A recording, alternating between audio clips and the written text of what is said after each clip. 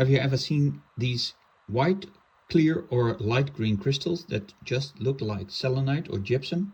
Well, they're not minerals at all. They're a man-made crystal of ammonium dihydrogen phosphate, often called ADP, or in the trade you'll find this as monoammonium phosphate, MAP. This compound doesn't occur in nature, it's actually an artificial salt. And the same material is used in fertilizers or even fire extinguishers, and it's often present in crystal growing kits to demonstrate how crystals form. And that's why you will find these also in the mineral trade.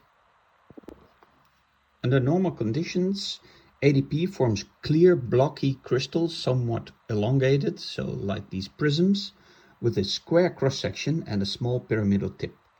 But when you add alum to the solution, the crystal shape can change into these more spiky, large, long, needle-like and much sharper crystals than the other ones. These are short, prismatic, and these are very thin and small and spiky.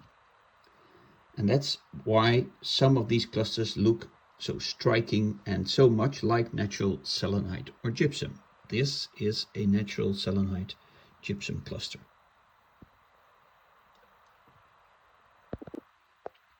Often you'll find these crystals in this light green color. That's not caused by iron, as in a lot of these more salts crystals, but it is present in the commercial fertilizer product that is often used. The color can also vary by using different food coloring agents, for instance. The light green color in this natural selenite cluster is caused by copper inclusions.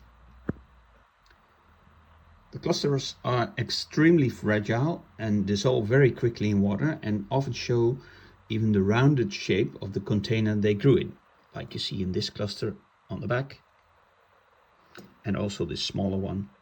You see the round shape of the cup or the container it grew in. So clearly signs that they are made by humans, so man-made or lab-grown. They can look quite convincing, so especially when they are combined on natural matrix rock and together with some natural amethysts that are glued also on the matrix here, but combined with these sharp needles and for instance that one on the matrix, which is even a sulfur specimen, so that could be a natural combination with gypsum. They can be easily mistaken for real crystals or real gypsum or selenite and sold as such. But chemically and mineralogically, these are not natural minerals. They're artificial, grown by man, but of course very beautiful to see.